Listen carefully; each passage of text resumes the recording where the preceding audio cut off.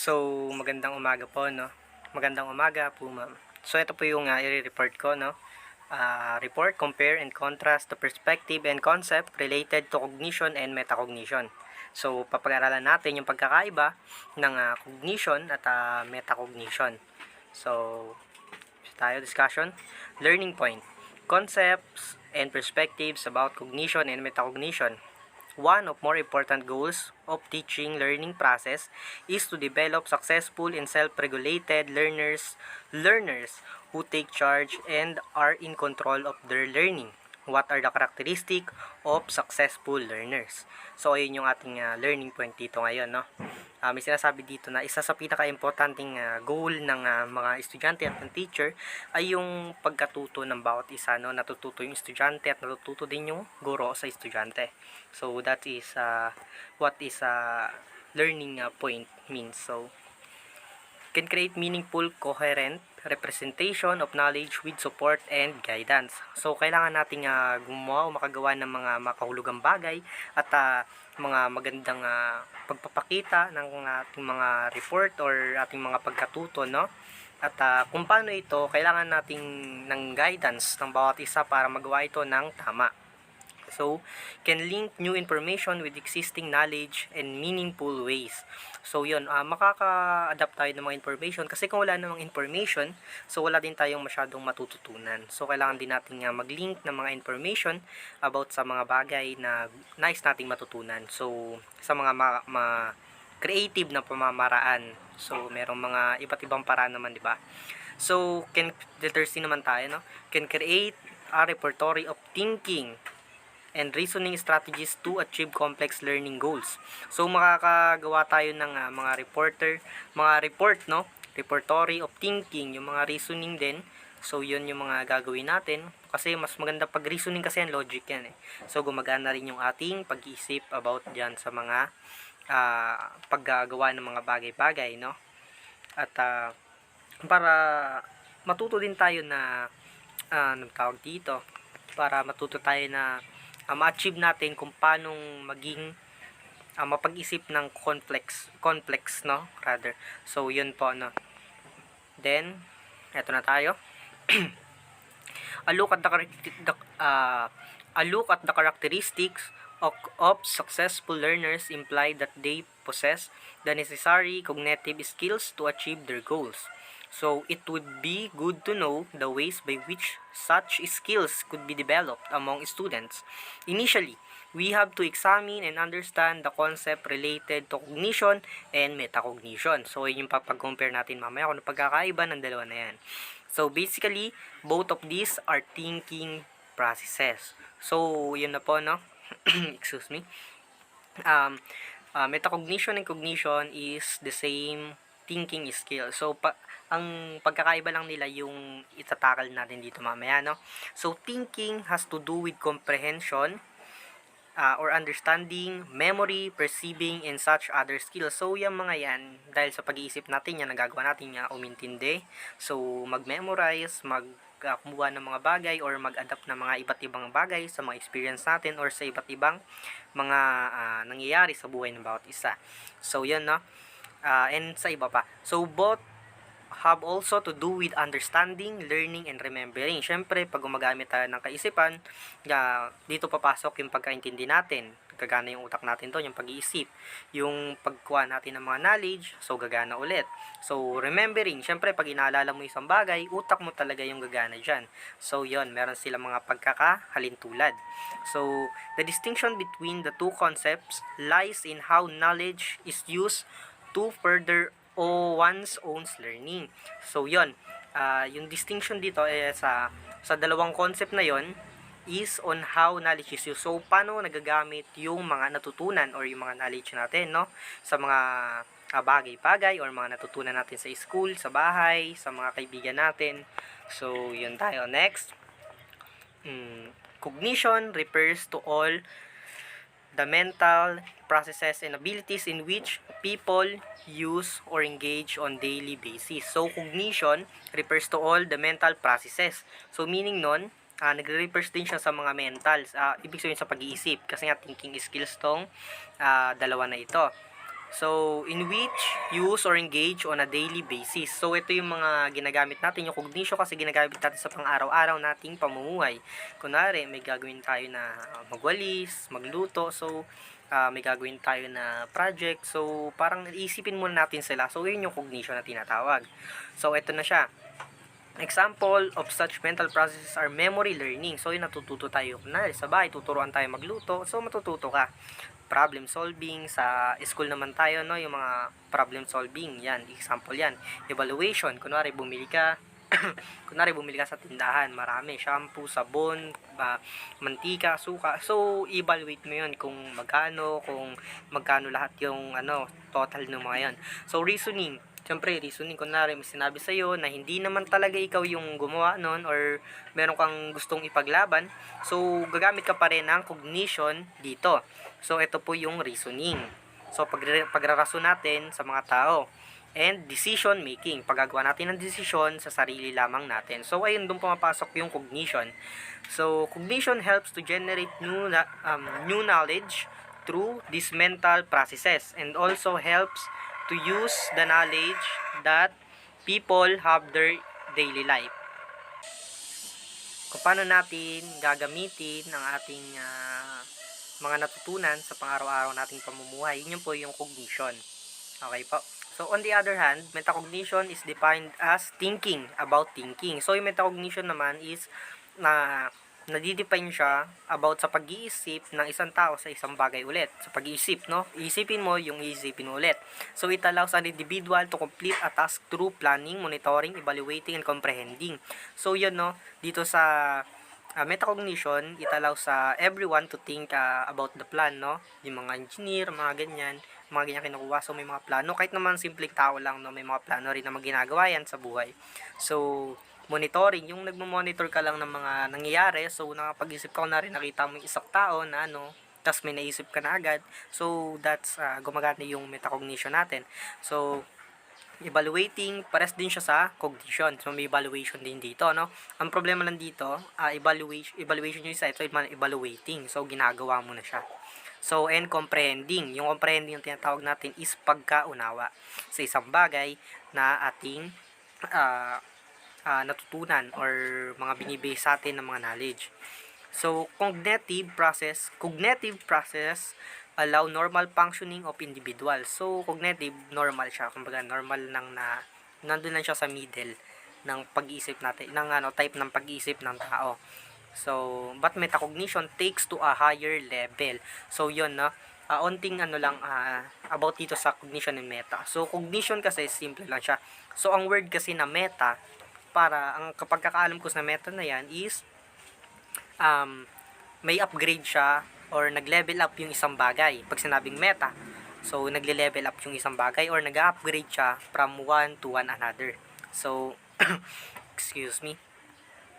So, ito nga sinabi dito, di ba? But metacognition takes to a higher level, making a person more aware of his cognitive processes. So, pag metacognition na yung gumagana, is aware ka na about mas mataas na yung pag-iisip mo kumpara sa cognition thinking.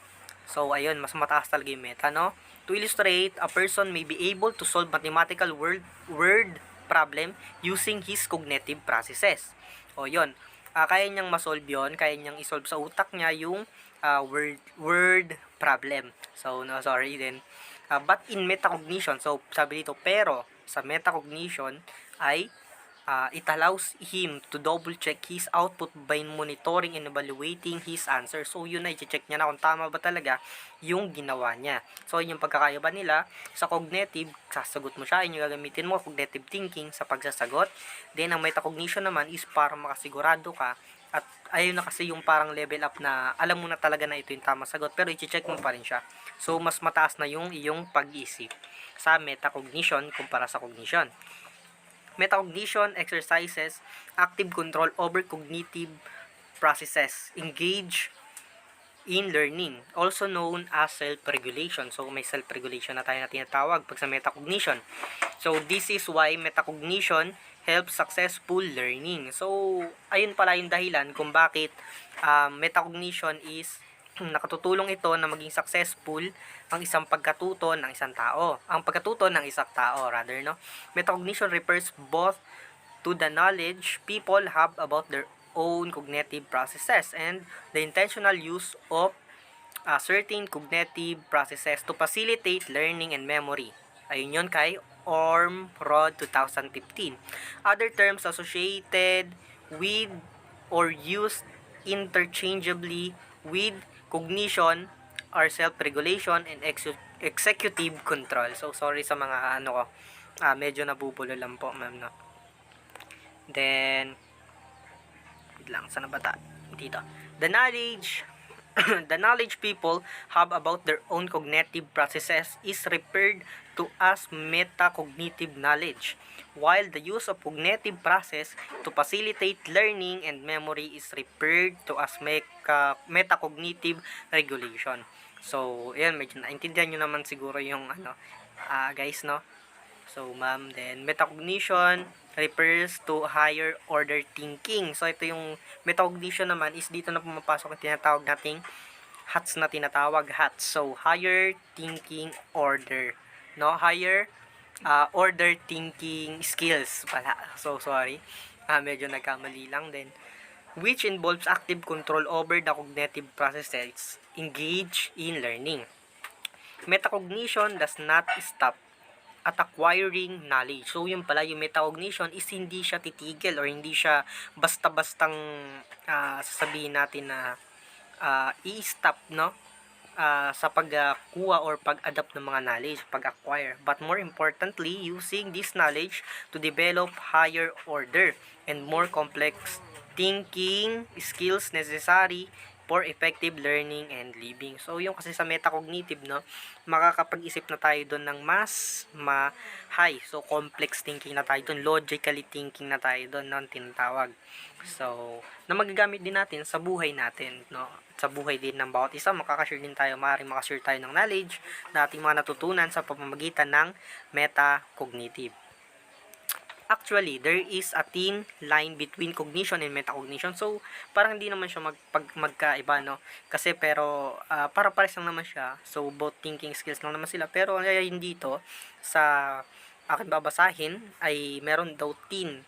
May makapal na kaharang, no? Ay, may harang, no? Sa kanilang,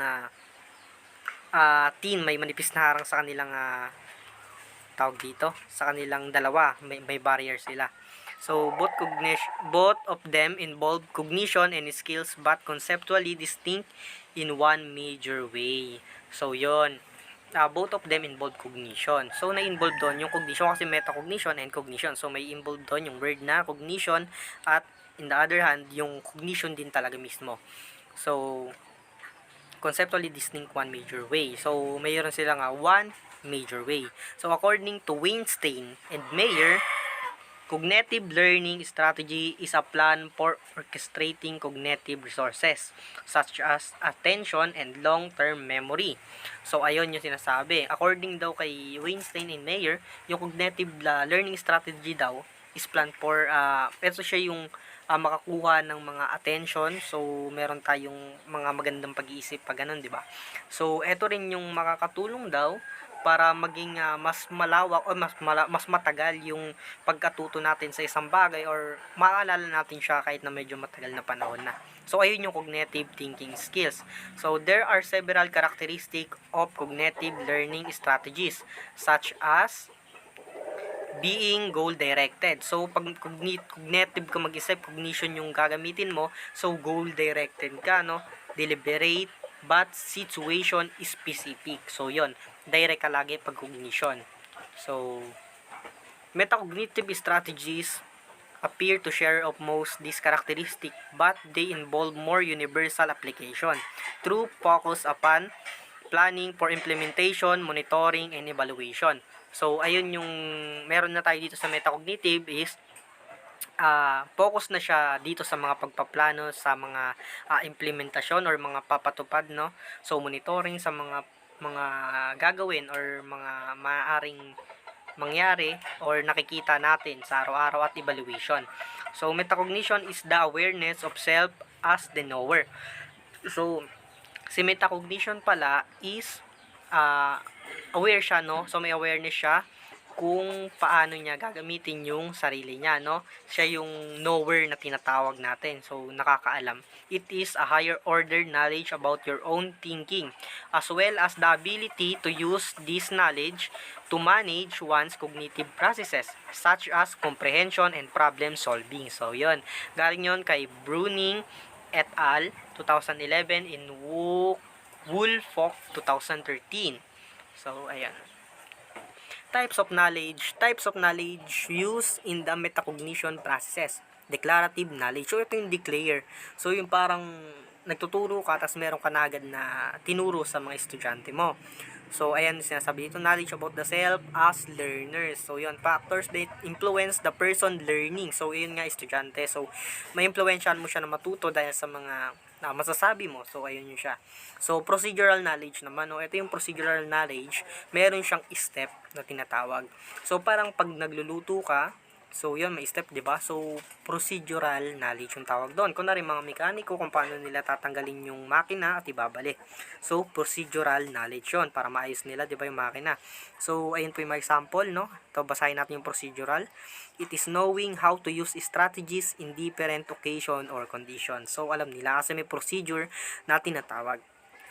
Self-regulating knowledge. So, ito naman yung self-regulating knowledge is knowing the condition as to when apply the procedure. So, dito sa self-regulating, ikaw yung magmamanage kung kailan mo dapat gamitin or di gamitin yung isang pagkatuto mo. So, meron kang management na tinatawag. May manage ka sa sarili mo. Self-management yung mangyayari sa sa pag-iisip mo, no? So, sa pag-apply mo ng mga procedure sa isang bagay or sa mga na-acquire mong knowledge, kung dapat pa yun o hindi. Metacognitive knowledge refers to general knowledge about how human being learns and process in forms, as well as individual knowledge of one's own learning processes. Ulit-ulit na lang din. For example, a student may know that he will be more productive if he studies in his room with pipe in music than when he studies in the library. So, ayun, no, papasok dito yung metacognitive. Na alam nila na mas matututo sila dun sa, syempre sa library. Ikaw ba naman matuto ka dun sa maingay na lugar? So, hindi ka matututo ng mas dun, mas madali. So, mas matututo ka sa library na tahimik at maraming libro. So, ayun. Sa kakabasa mo. Syempre, magbasa ka sa maingay. So, wala. Parang nakakalimutan mo kasi merong merong nag-ano ng attention mo, ng focus mo, may sumisira. So, yun. Dito tayo sa baba. Hence, sinabi lang to ni Livingstone, 1997. So, bumalik lang naman. Ito sa last niya, medyo maganda. Knowledge about strategies include knowledge about cognitive and metacognitive. So, yun yung pagkatuto daw natin sa mga estratehiya ng mga natin is, ito yung na-include na pumapasok din sa dalawa, sa cognition and metacognition na. So, yun, metacognition strategies are sequential processes one uses to control cognitive strategies and to ensure the cognitive goal has been met. So, ayun, inulit-ulit na lang din yung yung sinasabi, na yung metacognitive daw ay process siya ng pag-control mo ng cognitive strategies para yung cognitive goal mo, di ba kasi yung cognition, di ba, goal directed. So, metacognition, gagamitin mo siya para malaman mo yon na magagamit mo ba talaga or mamimit mo ba talaga yung goal mo. Kailangan mo gumamit ng metacognition thinking skills. So, yan. So, metacognitive and cognitive strategies may overlap such that in one strategy, it could be regarded as either cognitive or metacognitive strategy, depending on the purpose of using that strategy. So, nakadepende pa rin yung paggamit mo nito, kung ano yung gagamitan mong bagay, yung estratehiya mo ng cognition or metacognition ba gagamitan mo, depende pa rin ito sa bagay. Pero para sa akin kasi, ang sabi nga kasi kanina, diba, yung cognition, siya yung gagamitin mo para maintindihan mo isang bagay at sumagot ka. Then yung metacognition is, ayun na yung skills mo na matlamon mo talaga ng tama yung ginagawa mo. So, parang pares mo silang gagamitin lagi. Hindi yung parang hindi, kasi sinasabi dito ni Livingstone na ganun daw. So, medyo ako dun. Medyo hindi ako sang-ayon. So, kaya na din to. So, ito tayo kay Woolfolk. Medyo okay tayo. 2013 contents that there are 3 essential skills in metacognition: planning, monitoring, and evaluating. So, inulit na lang din ulit, no? Yung planning, monitoring, and evaluating.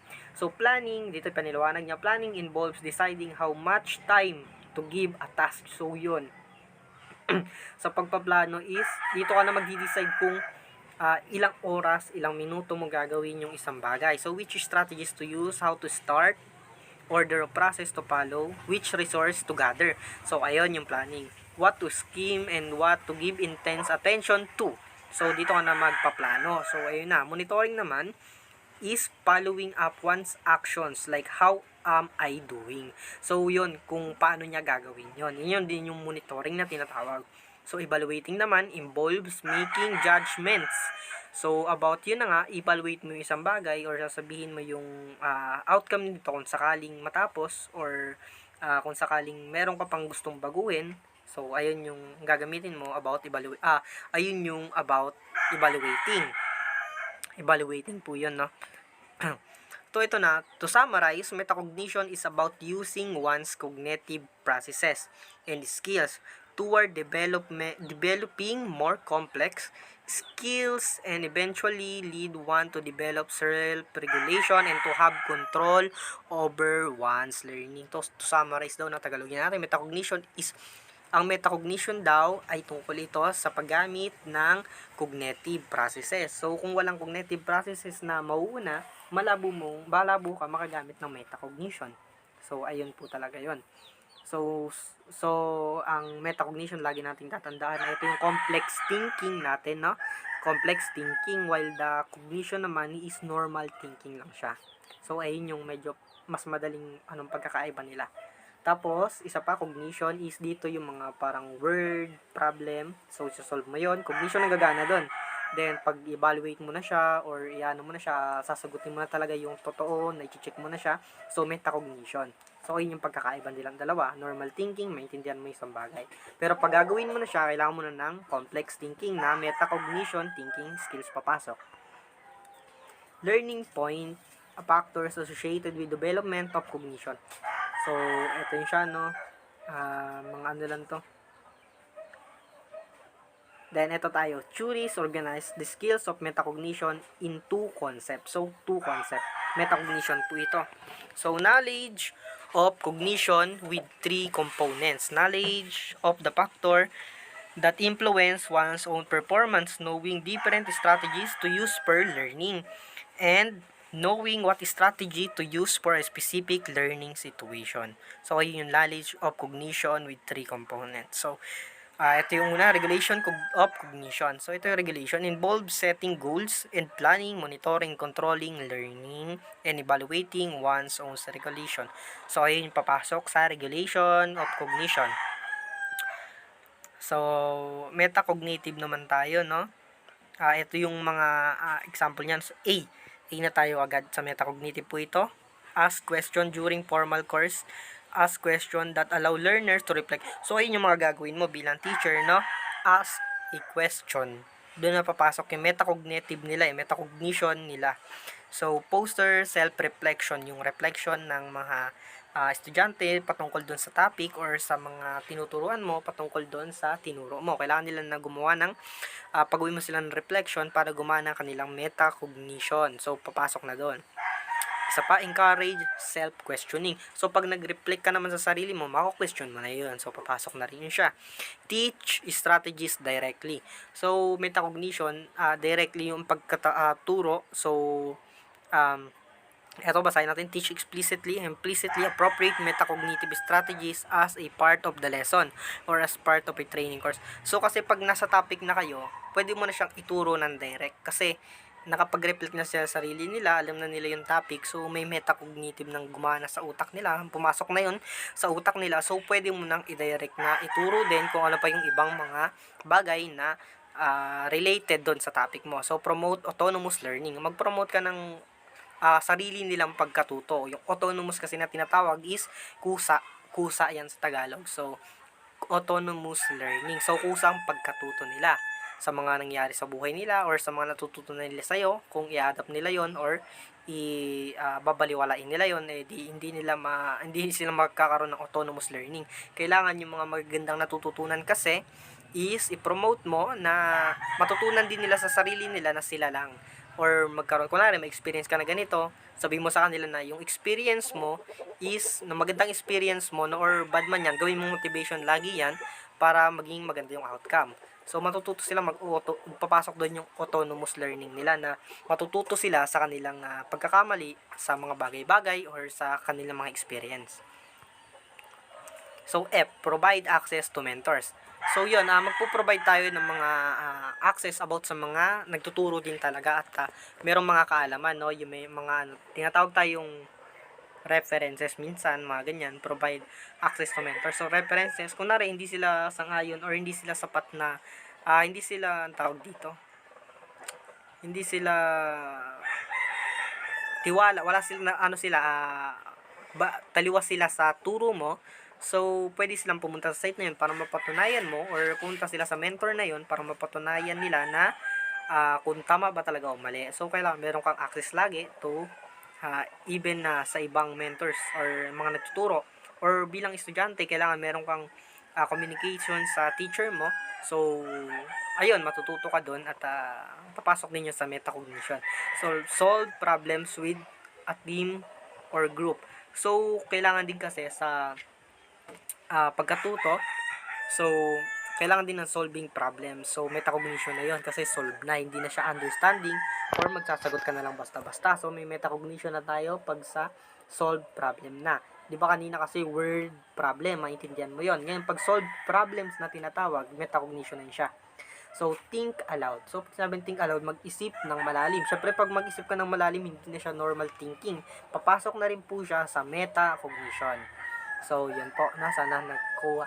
So, letter A na tayo. Self-explanation. So, explain mo yung sarili mo. Siyempre, mapapaisip ka ng malalim, ano ba ako? Sino ba ako? So, may matutulungan din kasi nito yung mga estudyante na kung paano magsalita sa harap ng marami. Nang mag-iisip siya ng malalim, so, ma-apply niya rin yun balang araw. So, provide opportunities for making error. So, yun, bilang metacognition kasi yung pag-iisip ng isang tao, mag-isip tayo ng malalim na huwag tayong basta-basta, kunwari bilang teacher, na huwag tayong mambagsak ng mga estudyante. Then, mag-provide pa rin tayo ng some opportunities or ano. Pero kung sumusobra na yung estudyante, syempre, may pag-isip naman din yung mga teacher. So, mga future teacher or teacher ngayon. So, alam naman nila kung ano yung dapat talaga doon or deserve nung isang estudyante or nung isang taong nagkamali doon sa subject. So, yan, no? So, tuloy po natin, no? So, the important strategies regarding the development of metacognition towards self-regulation is further emphasized. All of these activities are cognitive in nature. So, teach students that the ability to learn is not a fixed quantity. So, turo natin sa estudyante na yung ability ng pagkatuto is hindi pa siya sapat din, no, minsan. The student should be taught that ability to learn is a trait that is developed over time and that it's not a fixed trait. So, yun, meron siyang may tamang oras talaga kung paano natin matututunan isang bagay. Pag-aaralan po talaga natin ito, no? So, teach students how to set goals and plan to meet them. So, turuan mo rin yung estudyante na kung paano ng isang pananaw or goal sa buhay at kung paano niya paplanuhin yon para meron silang mapala balang araw or meron silang marating balang araw. So, give students the opportunity for self-monitoring and adapting. So, bibigyan mo yung mga estudyante ng oportunidad na tignan yung sarili nila at alamin kung ano pa talaga dapat nilang matutunan, no? At yung kailangan pa nilang gawin. So, next. Si Paris naman and si Winograd, 1990. So, 2009. Claim that as a student develop competencies for self-appraisal and self-management, they become metacognitively alert. So, yun, naging metacognitively alert sila. They also become more conscious of their own thinking state, the demands of the task and their own strategies for influencing their learner. So, yun, no?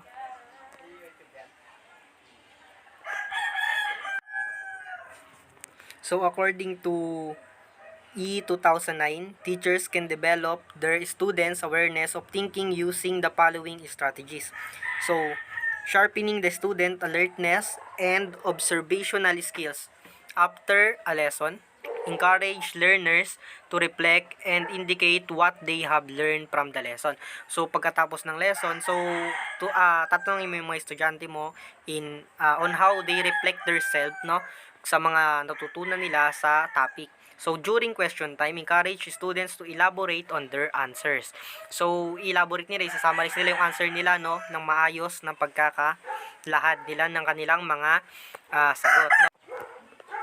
So, number 3 tayo, no? Always encourage further elaboration of their answer to assess maturity of their answer. So, tuturuan mo sila na kung paano talaga sumagot ng tama sa iyong mga tinuro, or kung paano gumawa ng tamang sagot or summarize. Summarize ng sagot, no? So, i-elaborate. Tuturuan mo sila kung paano mag-elaborate. Then, provide explicit and clear instruction and modeling. So, explain with concrete example. So, mag-explain ka ng konkretong mga halimbawa natin lagi, no? Hindi yung halimbawa na parang medyo malayo siya lagi, no? Illustrations or model the skills and allow for practice or role play of the situation. Example, how to show honesty in different situations. So, ayun yung example niya. Encourage peer evaluation. So, encourage peer yung mga kaibigan or mga klase niya. So, mag-evaluate silang magkakasama, no? Encourage mo rin yan para bigayan sila ng kanilang mga ideas at about sa mga natutunan nila. So, during that question time. So, providing question for enhancing reflection apply to Socratic questioning. These are questions asked of a student to give the following kinds of responses. Clear. Can you elaborate further? Precise. Can you give me more details? So, accurate. How can we verify or test that? So, sa relevant naman tayo, how does that relate to the problem? So, sa deep na. So, which factors make this difficult problem? Broad naman yung panglahatan na malawak. Do we need to have another point of view? Logical, ito na yung medyo mahanong pag-isip. How is it consistent with what you explained earlier? So, ayun yung mga pwede nating matanong sa kanila para ma-enhance yung pag-iisip ng bawat estudyante balang araw. So, yun na. So, ito mga example lang to, no, ng mga pwedeng gawin. So, yan po. Salamat po sa pakikinig. So, thank you for listening po, no. Ayun po yung pagkakaiba natin. Laging tandaan na yung cognition is normal thinking, and metacognition, it has a complex style of thinking na tayo na tinatawag. Meron silang pagkakapareho, pero meron din silang pagkakaiba. Kasi merong word na meta, na ibig sabihin ng meta is in-upgrade ng isang bagay. So, in-upgrade yung yung cognition, naging metacognition, kaya medyo umangat na yung style, yung type ng pag-isip ng bawat tao. So, sana po is na-explain ko ng maayos yung metacognition and cognition, yung pagkakaiba po nila. Thank you po.